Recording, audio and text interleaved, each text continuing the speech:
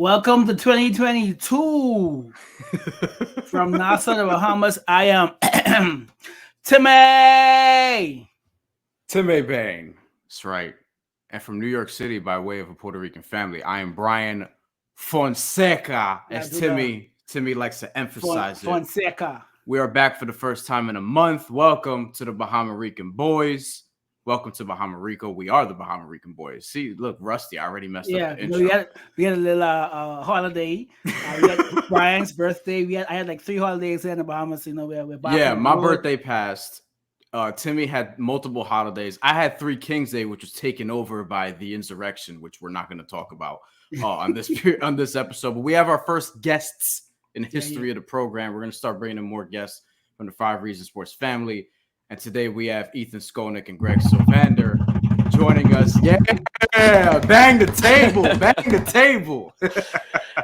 Welcome to 5 on the Floor of the 5 Reasons Sports Network. Thanks for joining us on your favorite podcast app. We're on Podbean, Spotify, Google Podcasts, Apple Podcasts. Radio on their Nothing But Net channel that's every single weeknight at 7 p.m. Also, check out the 5 Reasons YouTube channel, but avoid the Bahamarican boys whenever it is that they decide to post episodes. Wow. Hi, guys. He's like a robot. Yeah, I know it's programmed that way, but look, it's a little crossover for you guys. The streets want to know about some hip hop takes. We're gonna get to that in a second. First, we have to tackle some of the more important things, I guess, in some people's minds, particularly in Miami Heat world. And we are going to start with Duncan Robinson, obviously, and we're not going to spend too much time on this, but there's obviously a lot to get to. And Timmy, you and I have also talked about this on our episodes beforehand, but let's toss it to these guys here. Greg, Ethan, we'll start with you in terms of, like, as the question says below, thank you, David, it's the time to be out on Duncan Robinson. What do people within the Miami Heat organization sort of feel about his production this season? I see Greg sort of smirking there. What can you guys tell us about, educate us on what's the internal feeling on how he's been this year and going forward? Well, I don't think it's prudent to be out on Duncan Robinson because, you're still talking about somebody who was an elite shooter, still could be an elite shooter again, and is a contract asset to you going forward in terms of things that you want to do. It doesn't benefit the Heat to continue to kind of hurt his confidence and devalue their own asset. They're not stupid enough to do that. With that being said, I do think that the chances are shrinking for him. The rope is getting shorter. Yeah, I think when you look at what Erik Spoelstra has been doing, and Greg and I have been kind of telegraphing this on 5 on the Floor for quite a while. What Erik Spoelstra does is he doesn't make drastic moves. He makes sort of incremental moves that show you a direction that he's going, and it's pretty clear and common knowledge that Erik Spoelstra has been Duncan Robinson's single biggest supporter inside the Heat organization. So when you started to see that not only were his stints getting shorter, but that fourth quarter minutes were not just going to Tyler Hero, but we're also going to Caleb Martin and to Max Strus and to Gabe Vincent instead of him, I think that gave you an indication that Erik has moved closer to where Riley is on this.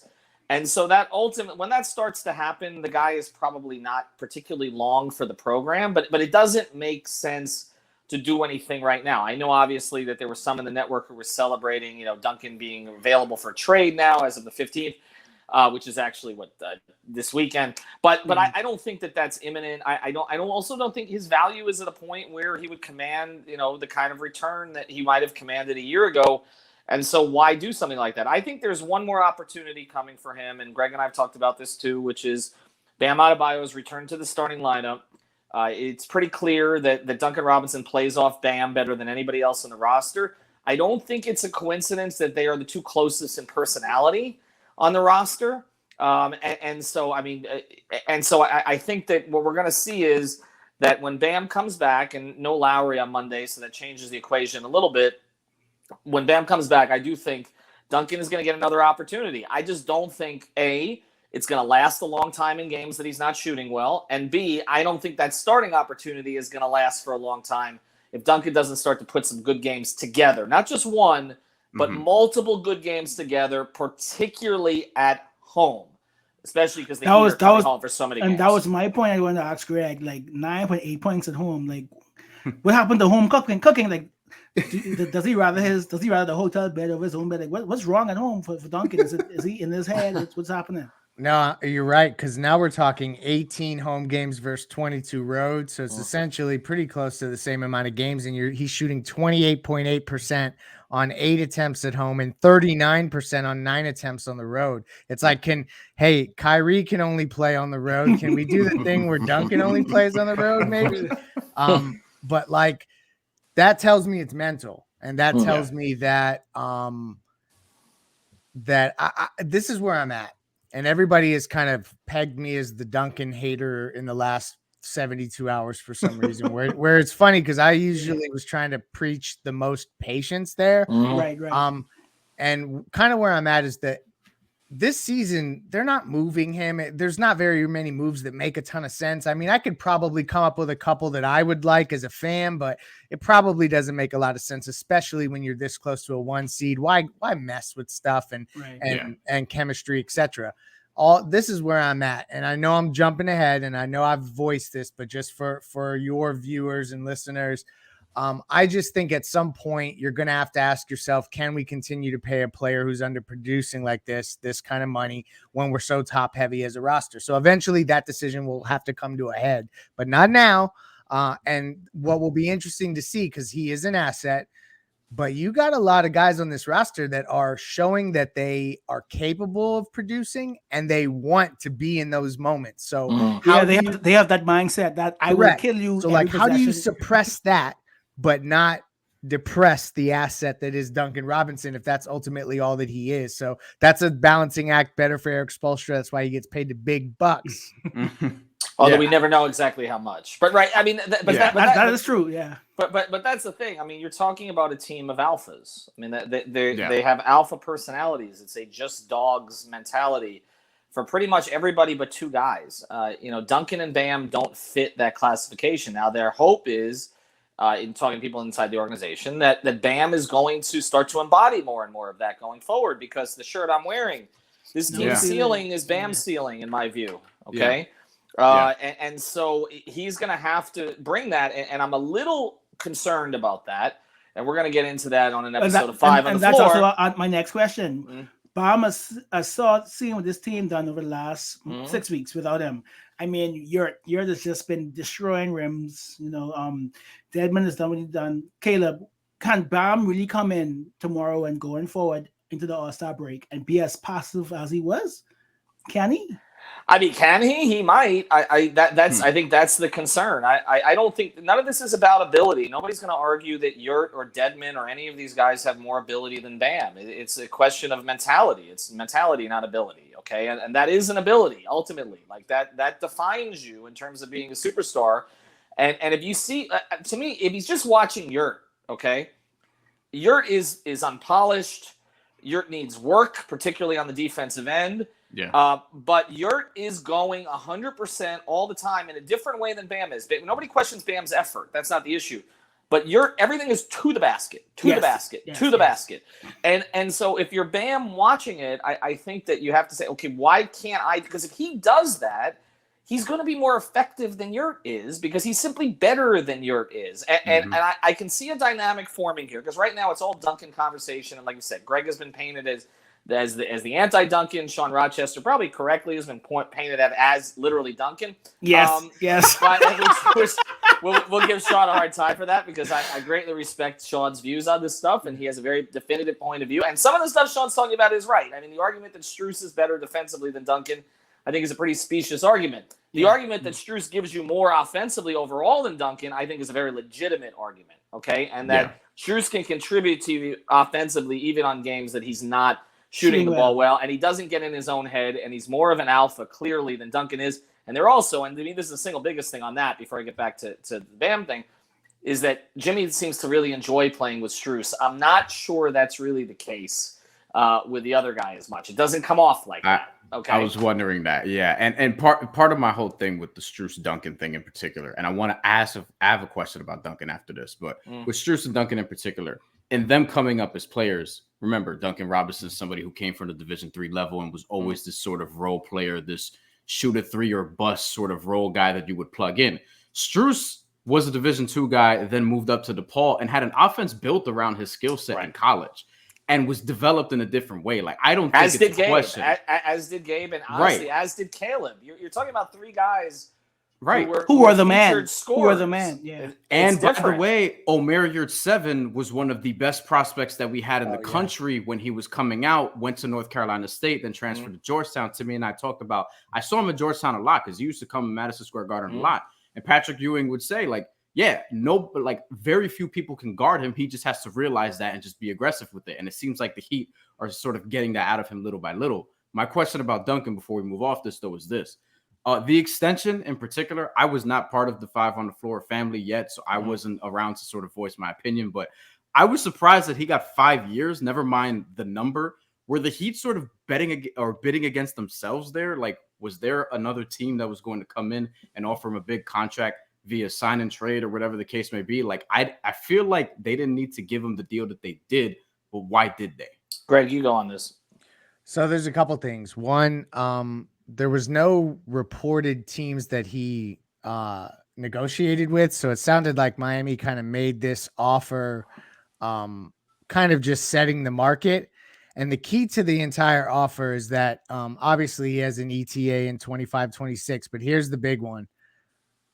In 25-26, only 9.8 million of the 19.8 million he's owed is fully guaranteed, and it's fully guaranteed 2 days after the 2025 moratorium ends, which is very important as to when it's over. So the Heat get to completely convey the landscape, see if they want flexibility, and they can essentially cut his salary down by 10, like they could get 10 million more in cap space to spend. I say all that because I think that was something that they did on the back end of the contract, because there was a reluctancy to give him this much, but they Spoelstra one bangs the table for a guy like Duncan. And here's the other thing. And everyone paints me as the Duncan hater. In a perfect world, this team is built for Duncan to like function at a high level. And that's what makes so much of the other stuff work. So ultimately the best case scenario would be for him to be shooting the lights out and we wouldn't even be talking about trades. So that's what I think they conceptualized when they signed him. And also shooters that have the work ethic and that are in this program are much more likely to have value to other teams, I think. So you always can trade a 40% shooter and he'll probably hover around that percentage. So he's also an asset that way. But a couple other things to consider here, just when you talk about the money. Duncan Robinson right now is the fourth highest paid player on the team, but ultimately that's going to be Tyler Hero. And so then it becomes, okay, can you pay Duncan as the fifth highest paid player on the team that much? So that becomes an issue. And the closing game things, I can't get away from that. Like that's ultimately, this team is going to be defined based on how they close games in the postseason against good teams. And I can't really see him being much of a factor in that. And so the playoffs always tell. I think the regular season, I can see Duncan getting back into a role. I do think a lot of this is in his head. He has a couple of good games at home playing with Bam and with Jimmy. And I think we're going to stop talking about this quite as much. But I just think once we get to the postseason, Spo is going to play the guys who are going to help him beat Milwaukee, and provided they're healthy, Brooklyn and Chicago when it matters. And Caleb Martin is going to – it's not even a Strus thing. Caleb Martin is going to get those minutes. Like that. That's the one thing that kind of came out of nowhere this year. Exactly. None of us expected that. None of it. So the fact that you've got a guy that Erik Spoelstra is literally playing every minute of the fourth quarter lately, that's not going to just disappear. Like Caleb's not going to do anything.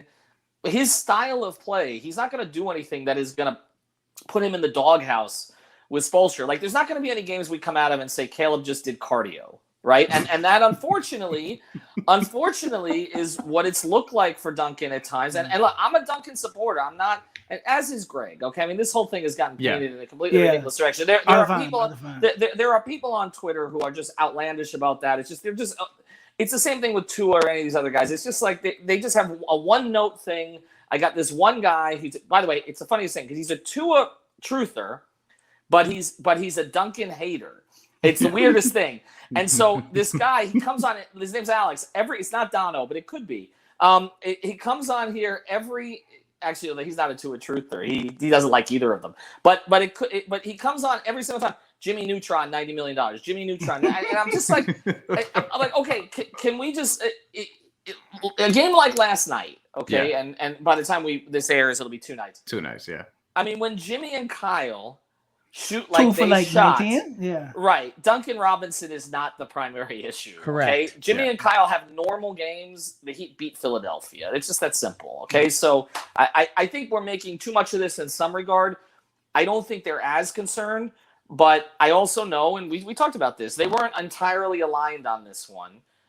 Particularly the man at the top who makes the primary decisions. He was kind of talked into it, and so. You know, if it doesn't end up working out the right way, he's gonna kind of talk some other people out of it. I told you so. I told you so. Yeah. All right. I know you think gotta get out here, so I have one question. What was Everybody Has first hip hop album that they purchased? Ooh. Run DMC. Does that count? That Yes, counts, it right? does. Of course. I mean, yeah. But, I mean, I kind of wish it was like Public Enemy or some shit. No. That would have been funny. I had that too, and I had Easy. I had Straight Outta Compton. Wait, you had Eazy-E? I had Straight Outta Compton. Why would I not? Did you have Cool Mo D was like that. I Go to Work was like that. That might have been my first favorite, to be honest with you. But no, I mean, as far as it was either Public Enemy or probably Run DMC. I mean, I grew up on Long Island before I moved down. So I hate to say this, but honestly, the Beastie Boys kind of played there because that was a Long Island thing. Naturally. But it was also Run DMC though. I mean, for sure. I mean, it's tricky. It's tricky and all the rest of that stuff. I mean, that was kind of the first thing. I mean, I'm gonna acknowledge something here. Please. I had not only Breakin' 1, I had Breakin' 2, and I had Parachute Pants. Okay. So I grew up in Long Island. We gotta find those pictures. And it's just all. And then how much hair? I'm learning so much right now about my and co-host. And then I went about 20 years without any of it, and then I started dating women 20 years younger than me, and it all came back. So there you go. for me, it was back for the first time, Ludacris, and I tried. That's the first way I bought my own money. Ludacris and 50 Cent. Wow. I mean, I like 52, but but Run DMC predates that. See, I'm older than all the rest of you. So I'm saying like that was. I mean, again, on Long Island, it was Beastie Boys or Run DMC. That was pretty much those were the two. On your way to go to the Islanders game. That's kind of how that played out. What about you, Greg? Greg, I want your answer to this as well. I was he disappeared. You can't allow that. No, I'm here. Am I here? Yeah, I see you. Yeah, we can see you. Oh, okay.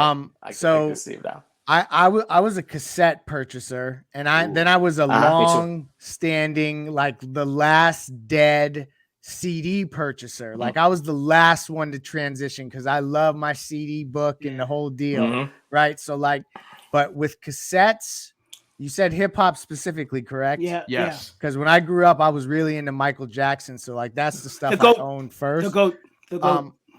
But I would have to say the cassettes that I remember owning, one is called Doo-Doo Brown, and it's by Two Hype Brothers and a Dog. And another one would have to be probably The Chronic, Dr. Dre. Okay. I got to throw one more in, though, because I know he drives everybody crazy now because he basically sort of single-handedly destroys the UM program.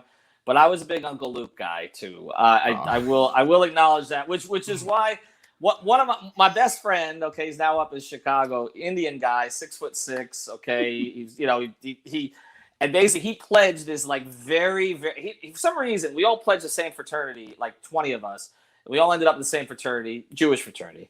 And then basically my best friend, he's still my best friend. For some reason, he decided that he went to this like snooty, like waspy fraternity. And they showed up to give him when he rushed, they showed up to give him his bid. And he's coming from Miami. He went to Miami Country Day down here. Okay. So he's coming from Miami and he's wearing a bright yellow, too black, too strong, too live, too black, too strong t-shirt when they opened the door. I thought they were going to take the bid away, honestly, at that moment. Hey, he has my respect as a gentleman. I thought he was going to take the bid away. But then what the crazy thing was so after all this, I ended up playing poker one night with Levitard in downtown Miami, and who was sitting next to me? Okay, Uncle Luke. Uncle Sitting Luke. there playing poker with Uncle Luke.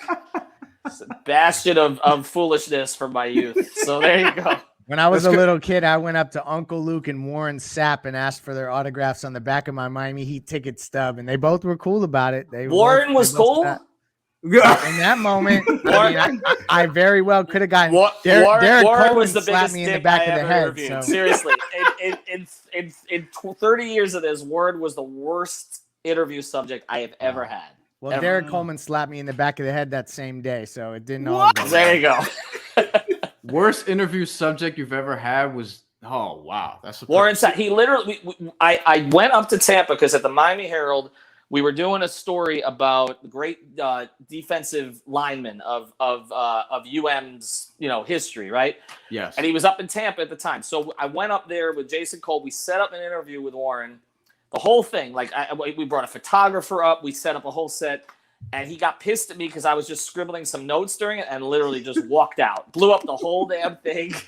And we had gotten him like a fake gold jacket, like for Hall of Fame and all this stuff. Yeah, so Greg, I give you credit, man, because that Ignorance is bliss. Yeah, I don't say many bad things about athletes.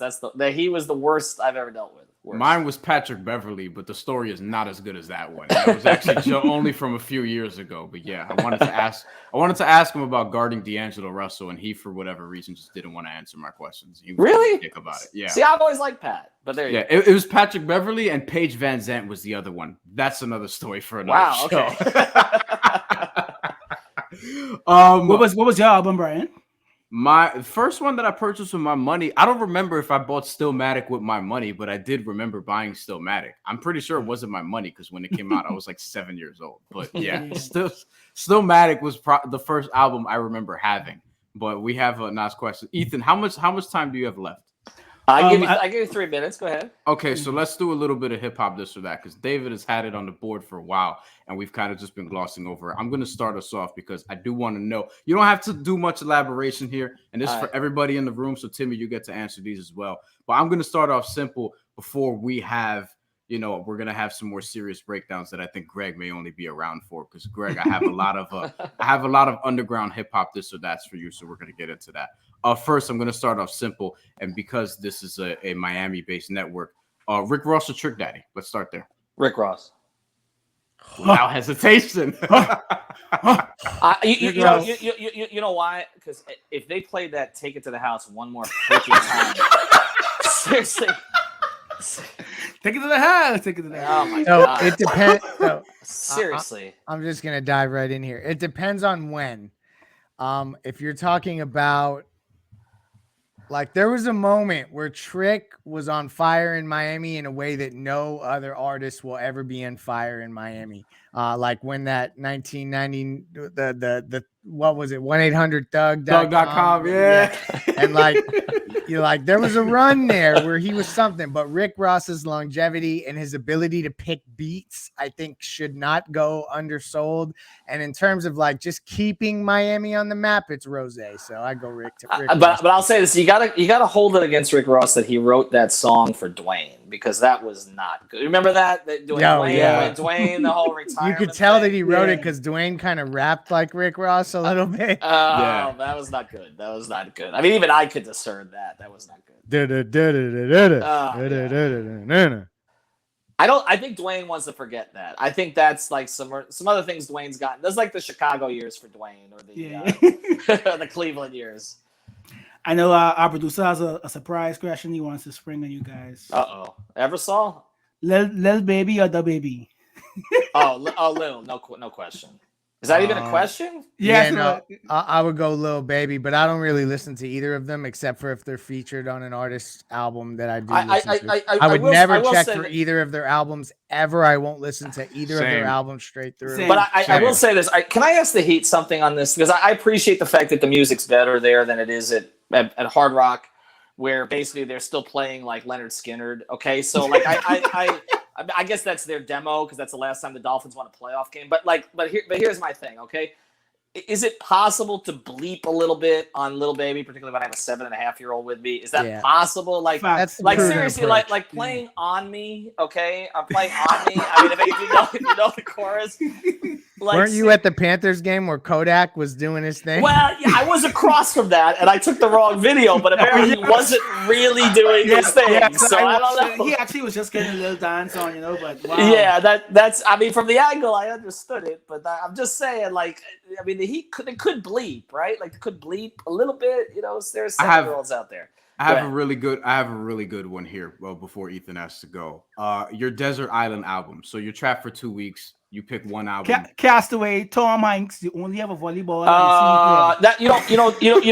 That's tough because I've rediscovered some albums. And it kind of depends on mood, to be honest. Like I have like 7 different playlists. I mean, I'm all over the place in terms of what I listen to. But if you're just talking about, I got to listen to one album and not hate a song for 2 weeks. Yeah. For 2 straight weeks. I would probably go. I'm gonna go old school on this, and I'm gonna go more rock. I'm gonna go either Joshua Tree or 10. Honestly, it's funny because I'm introducing my daughter to some. I mean, I also introduced her to Purple Rain and to some other things because I cannot allow her to like The Weeknd better than she likes Prince. I'm sorry, it's just not gonna happen.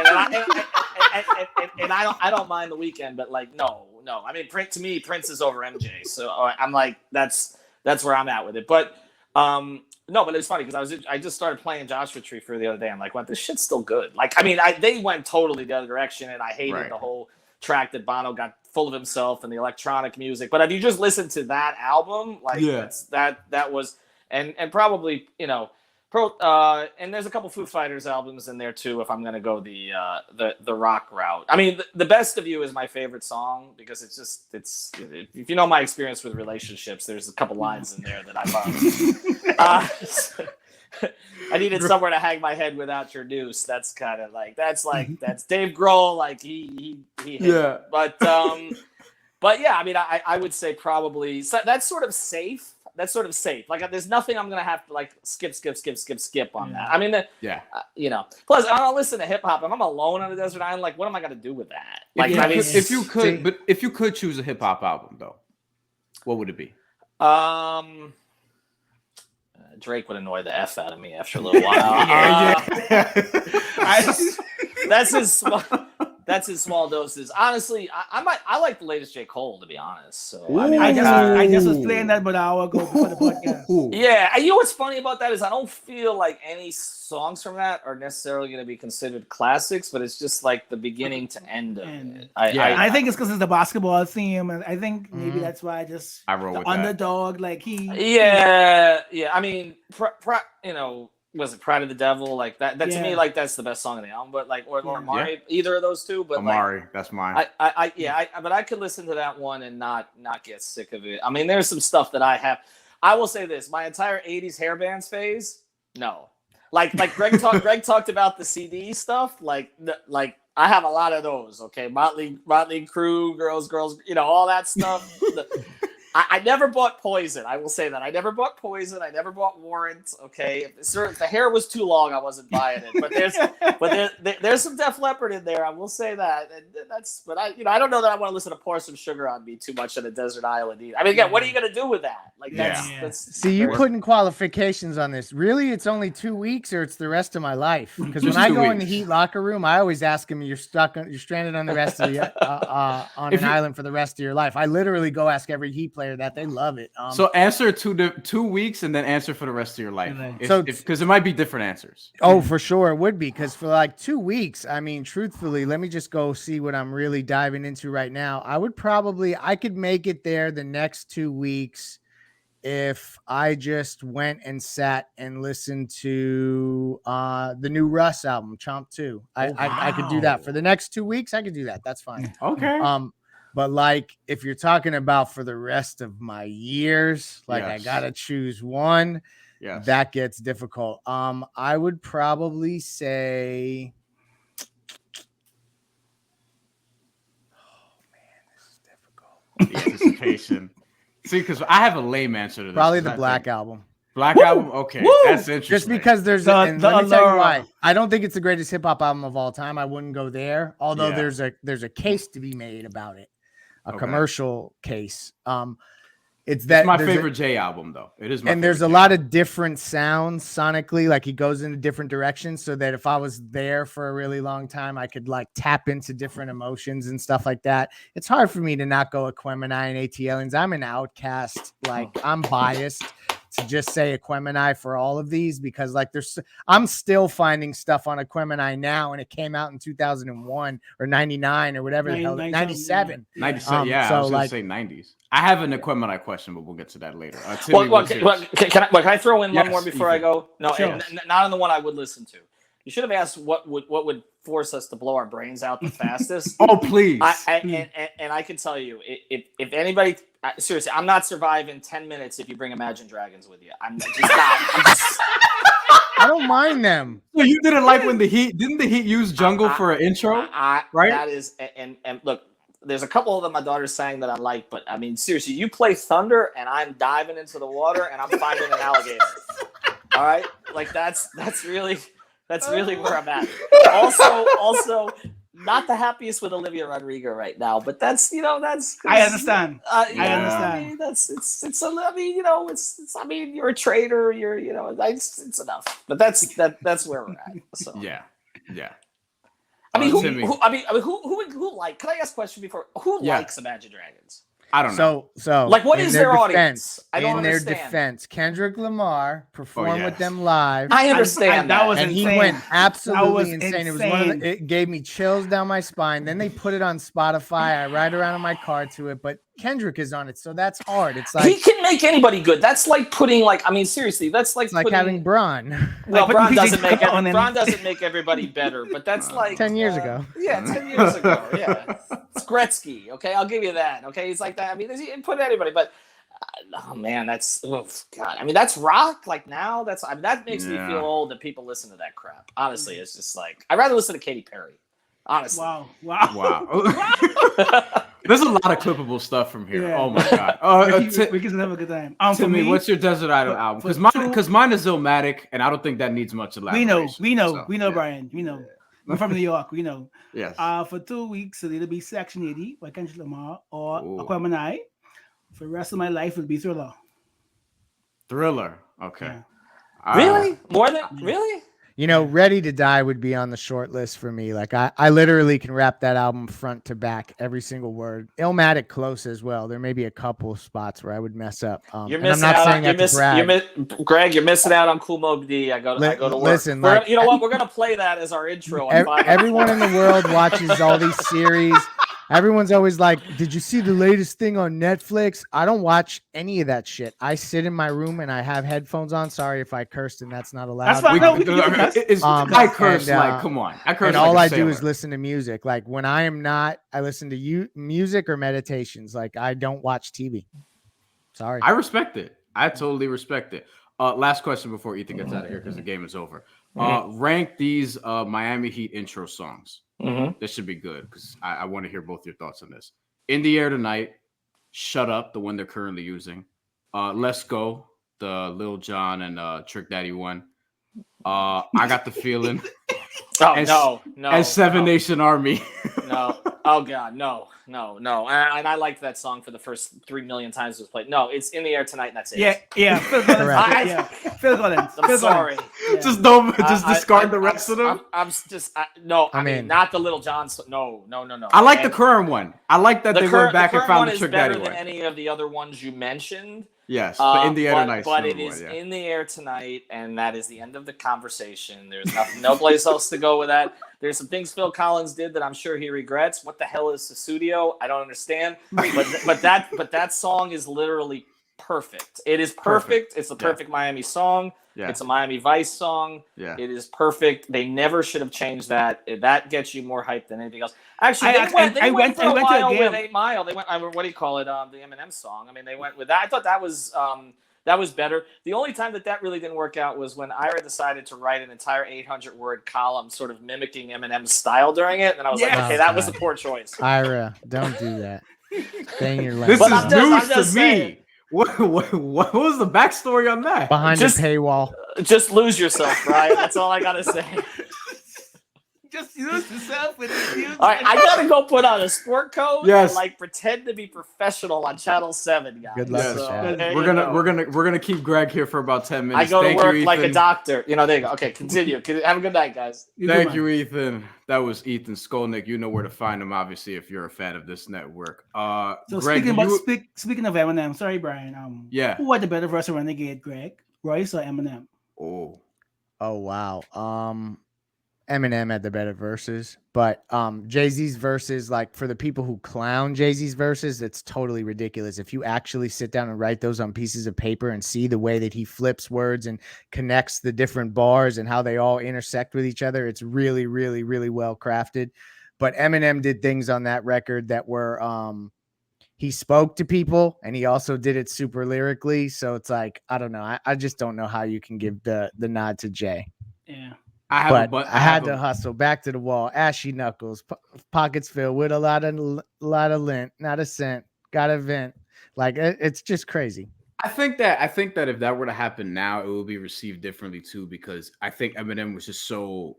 I mean, not that Jay-Z wasn't, but he was at the murdering time- everybody. Like so that was like it was. You went and expecting Eminem to be the better rapper. So Yeah, yeah. And he was still. It was 2001, so like, yeah, I want to throw both rankings at both of you guys. Like, so Timmy, I'm just gonna freaking take this over real quick because I want to see what you think of some of these too. First, we're gonna rank these duos. I have a bunch here, so pay attention.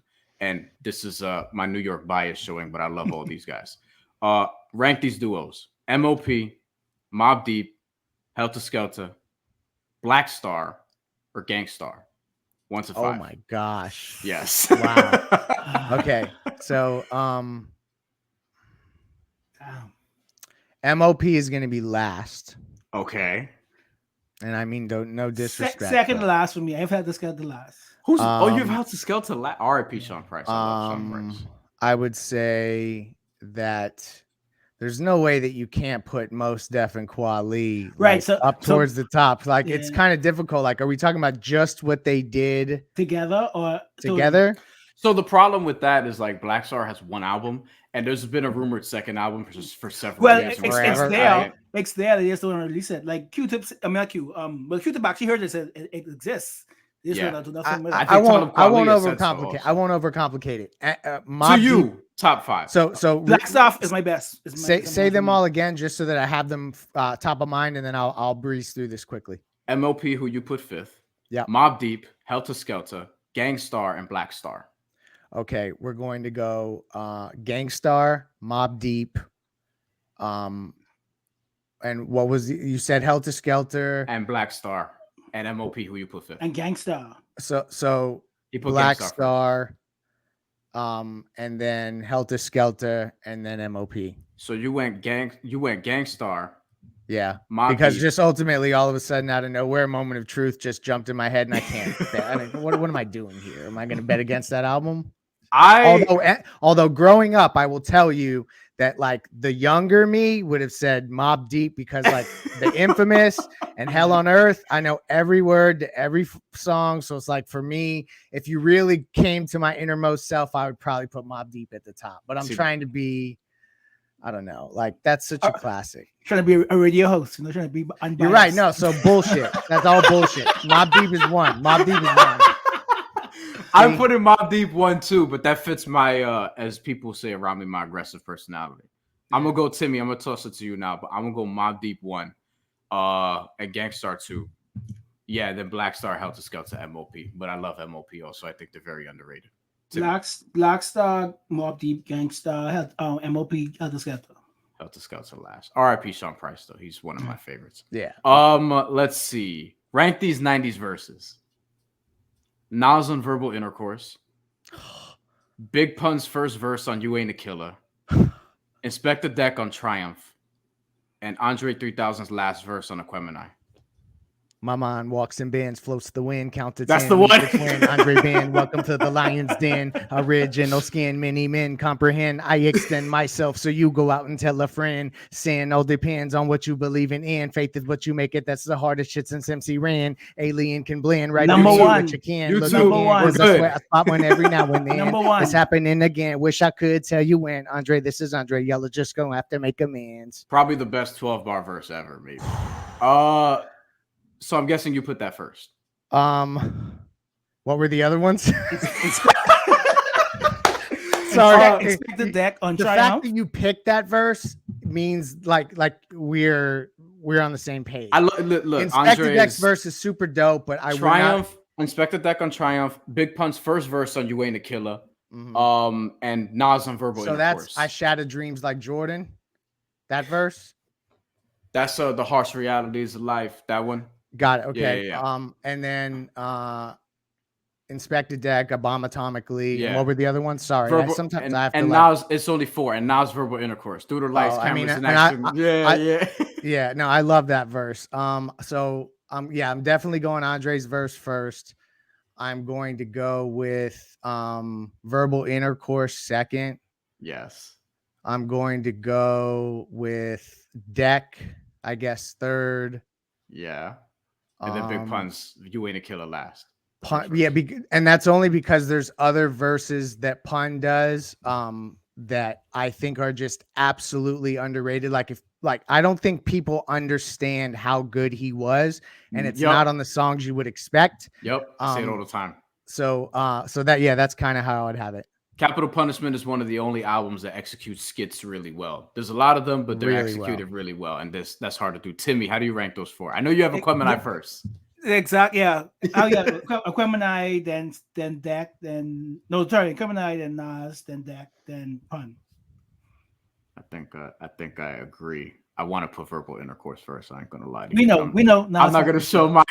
That's the new bias, though. I mean, it's the purple tape. I get it, man. I'm not gonna look, man. That. I mean, Ghostface and Raekwon said it themselves, and they were on the song. We're gonna go underground here. Rank these 6 artists. This is current now. We're talking about today. Benny Conway, Freddie Gibbs, Makami, Rock Marciano, Boldy James. Okay. Freddie Gibbs is 1. Yes. Benny is 2. Conway is 3. Yep. Makami is 4, but Makami could be 1 if he did more Pray for Haiti. Like if he gets whoever the people who got him in the room and said, these are the beats that you're going to use. Yeah. This is how we're going to market this. Because the proceeds of that album went to a really good cause. Y'all should look that up. I'm gonna save that for y'all to go. That's the only album I'm listening to right now. I'm listening to that all day today. Let me tell you, the way he came out on the start of that album, the 26th Letter, nobody came harder than that in 2021. It is absolutely insane. I listened to it all day today doing laundry because I'm washed. So wash laundry. I told you laundry. Listen to rap on Sunday, so I understand. Who are the other 2? Sorry. Makami, you have 4. Boldy James, Rock Marciano. Yeah. I'm gonna have Rock Marciano last, not because he's not better than some of those other cats, but because I know there's a segment of New York heads that will like have my head on a. And they're gonna say you're not gonna get Makami without Rock and all this shit. But yeah, of course. But Rock would be down then, obviously. Boldy James, but Boldy James. Particularly when he works with Al the chemist, I only listen to doing the beats. I only listen to Boldy James when he has Alchemist beats. That's it. Correct. I'm kind of in that camp. Let me tell you though, his first album that he had on Mass Appeal, whenever that was, I think it was My First Chemistry Set, wasn't bad. When I went back and heard it like recently, it was better than I remember. But one of my favorite albums that came out not in 2021, but in 2020 was the album he did with Alchemist, the first one. Price of Tea in China. I love that album. Oh, so good. It's so good. Timmy, how do you rank these 6? Do you need the names again, or you got it? No. I was nodding along with Greg. I listen to Freddie and Benny at least once a week. So my third is Conway. Sorry, my third was Conway until today. I listened to Pray for Haiti all day, and so third I have Makami, then Conway. Then Rock last, and then Boldy. Like I say, Boldy and Alchemist, that's a special zone. But like Freddie, I've been me and my current best friend, we became friends over Freddie Gibbs. I think it was like we just met. We talked basketball by the court, I'm talking about Babyface Killer and the stuff with Currency on Full Metal Alchemist. Like we became friends over Freddie Gibbs. Like that's a special place in our relationship. Like so, yeah, Freddie for sure. I'm gonna rank them because we have a couple more that we got to get out of here. Rock Marciano 6. Again, no disrespect for the reasons that Greg outlined. I'm gonna put Mark Homby 5 just because I like Boldy James a little bit more. If I'm being totally honest. Conway 3, Benny 2, Gibbs 1. But I will say that depending on the week, I might put Conway second and Benny I understand third. that Because like, you know, when I was doing my albums of the year for 2020 or whatever that was, I put Conway's album slightly ahead of Burden of Proof. Me too. Slightly ahead. Wait, maybe not, because I'm talking about La Maquina. No. I'm talking about the one he had before that. Which I'm trying to. I don't know why the name is from King to a God. King to a God. Yeah, I put that one slightly ahead of Burden of Proof, but I love both those albums a lot. Okay, we have a couple more, then we gotta go. Big L 98 freestyle or Black Thought's 10-minute funk flex freestyle. Is the 98 freestyles that kind of tired? Yes. Fuck all the glamours and get glitz. I plan to get rich. I'm from New York. Okay. Yes. I would go with that. Yeah. Over the 10. Okay. You too, Timmy? I would. Big L. I do, but it's close. But there's other freestyles that exist. Although that one that you're referencing from Black Thought, who's one of the most gifted MCs to ever breathe and will ever breathe, it's up there. But there's some guys that people don't know about, Locksmith, that can really freestyle, really good. But good anyway. shout. Locksmith, former battle rapper. I don't think he battle raps anymore, does he? No, but he used to. That's where I met him. He's a very good dude. Yeah, I remember hearing him many years ago, but he's nice. Top 3 Nas albums. Oh, this is fun. Well, Illmatic goes in front, obviously. Yeah. That's it was written, as much as people say, blah blah. It got commercial. I mean, it's just classic. I love it. Is that number 2 for you? It is. Okay, that's right below my top 3. Right below my top 3. And then I guess I'm going. Let me just make sure I'm not like leaving an album out. Bear with me here. I'll be fast.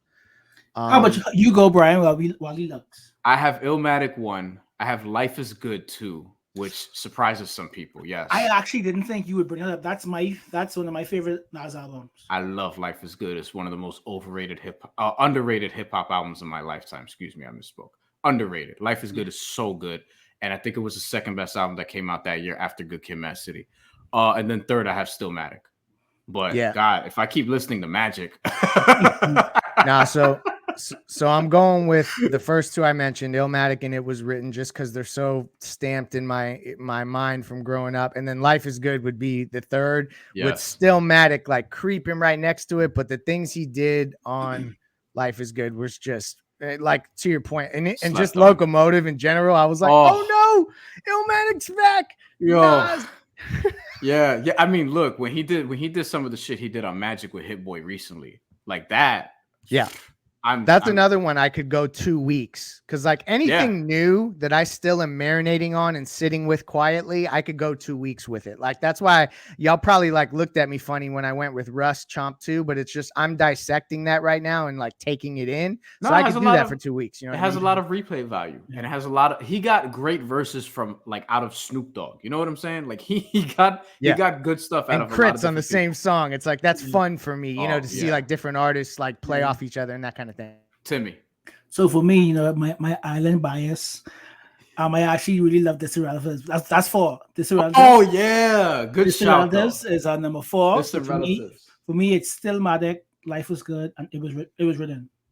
Okay. But the album, the Nas album I played the most personally was This Relatives. Like I didn't really know that was a choice, but that's a really great album. There's not one song that's bad on that album. And Damian Marley is my favorite. My favorite. New Marley is Damian is my favorite Marley. So like that to me was perfect. Like I love that whole era. That's another one that's very slept on. I mean, I can go into a whole hour about how we slept on. Let's see what. Okay, now. Let's get into, because I think that's all the this or that's. Now the last thing we'll do is just what are the things that we want to see out of hip hop in 2022? Because we still haven't got the Kendrick album, and I want that. I Am the Omega. Yeah, I still Yeah. want the Kendrick album. There are a few other albums. Who are the artists that we're looking most forward to drop, guys, before we get out of here? Kendrick. So I'm gonna tell y'all a funny story. Like my wife knows how much I'm waiting for the Kendrick album, and I wait until like midnight on Friday every midnight, and I go and I check Kendrick Lamar's Spotify and see if it updated. I'm that kind of nerd. I don't care, yo. Like that's just what I vibe with. Yeah. So like every morning I'll be listening to something new in my headphones, and my wife will be like, "Is that new Kendrick?" I'm like, "No, Not yet." not." But it's usually something dope. But she knows I'm let down. So that's what I'm looking most forward to. I'm hoping that I'm not hyping it up in my head so much. The damn last album won a Pulitzer Prize, so it's like, how much better can it be? But so Kendrick is one. Freddie should be dropping anytime soon. I love to hear what Freddie's gonna do because I believe this is his first, what he is considering, commercial. It is. I'm putting a big push behind this. This is like separately. a debut, but like saying debut to a Freddie listener after is 12 ridiculous. years, it's like really. But like, correct. But like, this is the album that the companies have put money behind. So I'm interested to see what he does with that. And then whatever artist Alchemist is working with, I'm always checking for those projects. I love what he does and kind of transforms guys. Griselda. I'm sure I'm missing somebody super obvious, but I don't expect Cole, so he's not on the list because like these guys usually take a break and they sit quietly, like a 2 or 3 year gap. Yeah, correct. Yeah, but it's the Kendrick album. I mean, that's gonna, the minute that hits, that's gonna take me through the rest of the year. Likely. Same. Yeah. So for me, it's Kendrick. Schoolboy Q. I haven't heard a Q album in a long time. Oh Ooh, that's a good shout. Schoolboy Q. All of the TDE guys love them all. So like since Isaiah dropped, I listen to Isaiah at least twice a week.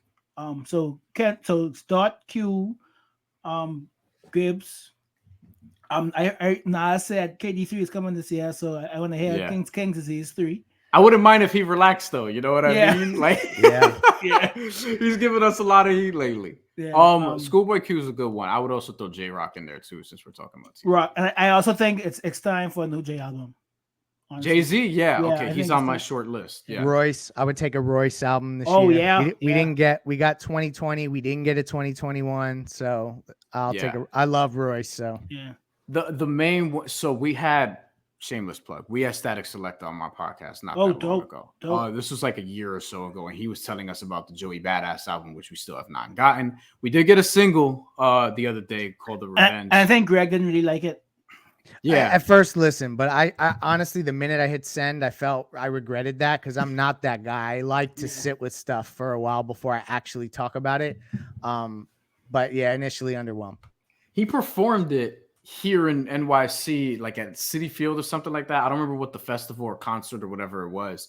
I couldn't quite make out what it was, obviously, because he was just performing it, and then he posted it and was like, "Hey, y'all like this?" And now he released a song. I do like the song. I could see that being like the second song on the album. I just wouldn't want a whole album full of that sound. It reminds me of Middle Child. No, it reminds me of Devastated from All American Badass. It reminds me of that, which I was like. My least favorite song on that album. I like Devastated. I like Devastated. My only thing is like, as long as it's not an album full of that, I'm good. Like you could, give me one or two of those, but I want more Paper Trails. You know what I mean? Like I want more of that type of stuff.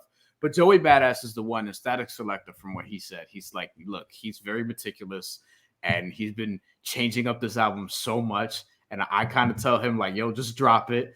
And I kind of feel him because it's been 5 years since All American Badass dropped. Oh, Joey, they're so good, though. He's too busy acting. That's why. Yeah, well, no, that's another. I gotta watch that Wu-Tang shit. You keep telling me I gotta watch the Wu-Tang. And he was good in Mr. Robot as well. All right, and I think that is all we have for this week. I actually think, before Greg, you have the 2 minutes, you just want to know, how did you get, as a Southern guy, how did you get in the hip hop? What was your like this is what I fell in love with? Like, when did you fall in love with hip hop? Yeah, 4th grade, because I grew up in North Miami, and just to be frank with you guys, there wasn't a ton of white kids in my class, so I gravitated towards what the other heads in the class were listening to, and I got introduced to like Dr. Dre and Snoop Dogg and like some of the local Miami stuff. And then I just, like, I'm the type of personality that when I like something and I'm passionate about it, I want to learn everything there is to know about it. Like, that's how I am with the Heat. That's how I am with like hip hop. And so that's where it all started. And then I've just been growing. And then I actually rhymed for a while and put out a couple albums back in like the 2001 space. Just independent stuff that I did on my own, sold it out of the trunk at shows and stuff like that. That didn't obviously transpire into anything, but I do love to rap and freestyle to this day. But that's how hip hop grabbed a hold of me. I could always identify with, I guess, the creativity and the fact that other people didn't like it. There was something about, I don't know. The rebels. I like seeing old white men angry, and it generally made old white men angry. And I don't understand why that is, because I'm a cracker myself, but I like seeing them old crackers angry. So that's what's up. Thank you, man. I think one, that's a great answer. And I also would say that I also like making old white guys angry too. But yeah, that's look, it's been a good career move on my part. I will say that, because the ones who get it, and the ones who don't. That's what I always say. Yeah. Thank you, Greg, for joining us. This has been very fun. First guests, you and Ethan on the Bahamarican Boys. We are going to come back next week. We're going to start bringing more guests. Remember our email the show, BahamaRicanBoys@gmail.com, with comments, questions, complaints that I'm probably not going to answer if you complain, and guest suggestions. If you want to see other people from the network, who you want to talk to, shoot us a message, let us know. And thank you for listening. And Greg will be back, especially when Kendrick drops. Greg will be back. When Kendrick drops, you gotta go track by track. It's like an hour for that. That's what's up, man. Seriously, we will do that. Take care, everybody. See you next week.